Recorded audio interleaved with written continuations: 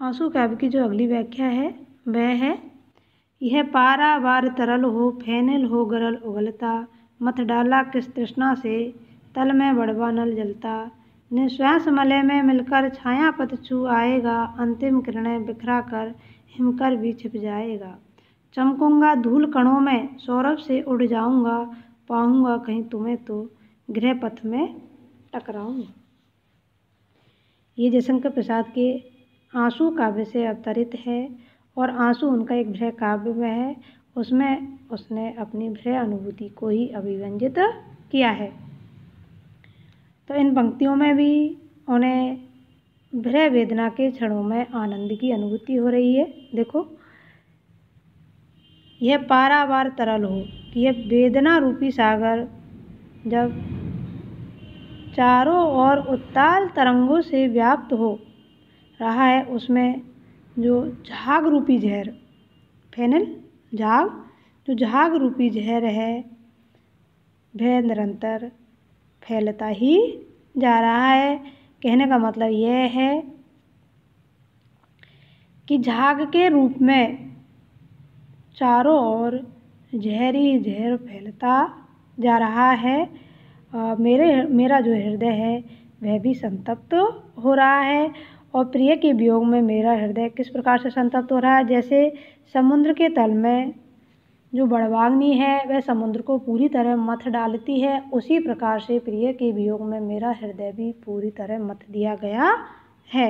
मथ डाला किस तृष्णा से, तल में बड़वा नल जलता, आगे ना, तल में बड़वा नल समुद्र के तल की जो आग है वह समुद्र को पूरी तरह मत डालती है, उसी प्रकार से मेरे हृदय को भी प्रियतम से मिलने की जो तृष्णा है उसने पूरी तरह ही मथ डाला है। इसलिए कभी कहते हैं कि ऐसी स्थिति होने पर भी क्या होता है, निश्वास मलय में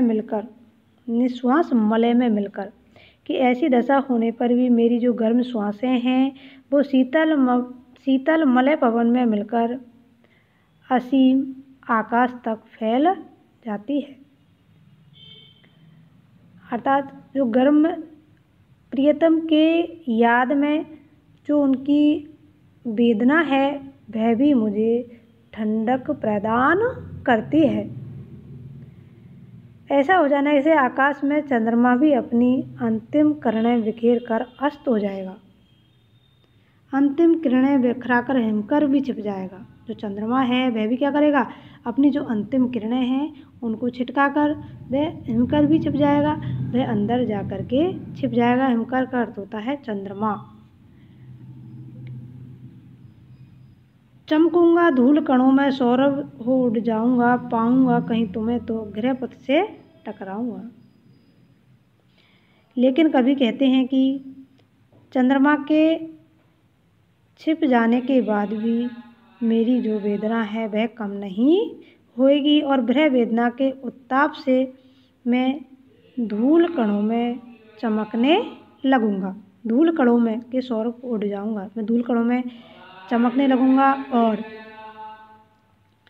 सौरभ हो उड़ जाऊंगा। सौरभ सुगंध, एक पुष्प की सुगंध के रूप में उड़ कर के मैं प्रियतम के पास पहुंच जाऊंगा और अपने प्रियतम को यदि कहीं मैं पा भी लूँगा, यदि मुझे अपने प्रियतम की प्राप्ति भी हो जाएगी तो कठिन से कठिन जो बाधा हैं उनसे भी मैं टक्कर लूँगा। अर्थात कठिन से कठिन बाधा को देखकर भी मैं नहीं घबराऊँगा, गृह पथ में टकराऊँगा। इस प्रकार से प्रिय से मिलने में चाहे कितने भी कष्ट मुझे सहन करने पड़े, लेकिन उनको मैं सहर्ष से स्वीकार करूँगा और उन कष्टों से मैं कभी भी नहीं घबराऊँगा। तो कवि यहाँ इन पंक्तियों के माध्यम से ये कहना चाहते हैं कि प्रियतम से मिलने में चाहे मुझे कितनी भी समस्याओं का सामना करना पड़े, लेकिन मैं उन समस्याओं से घबराकर कभी भी पीछे नहीं हटूँगा। ठीक है, जो अगली व्याख्या है, जो घनीभूत पीड़ा थी मस्तक में स्मृति सी छाई, दुर्दन के आंसू बनकर वह आज बरसने आई। मेरे क्रंदन में बजती क्या वीणा, जो सुनते हो धागों से इन आंसू के निज कर्णापट बुनते हो। इसमें कवि के असफल प्रेम की अभिव्यंजना हुई है। तो जो घनीभूत पीड़ा थी मस्तक में स्मृति सी छाई। कवि जयशंकर प्रसाद जी कहते हैं कि जिस प्रकार से आकाश में मेघ सघन रूप से चारों तरफ छा जाते हैं और फिर वो निरंतर जल बरसाते रहते हैं, उसी प्रकार से इसका एक बार छा जाते हैं और फिर जल की वर्षा करते रहते हैं, उसी प्रकार से मेरे चेतना रूपी आकाश में, मेरे कौन से में, मेरे चेतना रूपी आकाश में प्रिय मिलन के समय की स्मृतियाँ घिरकर सघन होती जा रही है। मस्तक में स्मृति सी छाई, तो मेरे मस्तक में उनकी जो स्मृतियाँ है वह छा रही है। दुर्दिन के आंसू बनकर वह आज बरसने आई। लेकिन मेरे अब दुर्दिन आ चुके हैं, लेकिन उनकी वही जो स्मृतियाँ मैंने मेरे हृदय में संजोकर रख रखी थी। तो जिस प्रकार से बादल पानी इकट्ठा करके अपने अंदर संजो लेते हैं, उसी प्रकार से प्रिय की स्मृतियाँ मैंने मेरे हृदय में अंकित करके रख रखी थी और बादल एक समय के बाद वर्षा करते हैं, उसी प्रकार से मेरी स्मृतियाँ भी आज आंसू के रूप में निकल कर बाहर आ रही है। वह आज बरसने आई, मेरी स्मृतियाँ भी आज आंसू के रूप में बरसने के लिए व्याकुल हो रही है। मेरे क्रंदन में बजती है क्या वीणा जो सुनते हो। अब प्रिय के वियोग के कारण मेरे समक्ष बहुत ही विकट परिस्थितियाँ उत्पन्न हो गई है और मेरी जो पीड़ा है वह अत्यधिक बढ़ गई है। जहाँ तक है विरह व्यथित कवि प्रिय से प्रश्न करता है, क्या करते हैं, प्रिय से क्या प्रश्न करते हैं। देखो, मेरे क्रंदन में बजती है क्या वीणा जो सुनते हो। क्या मेरे जो करुण दशा है, जिस करुणा के कारण मैं विचलित हो रहा हूँ, मैं पीड़ित हो रहा हूँ, क्या तुम मेरी इस करुणा को सुनते हो। क्या वीणा जो सुनते हो, धागों से इन आंसू के निज करुणा पट बुनते हो।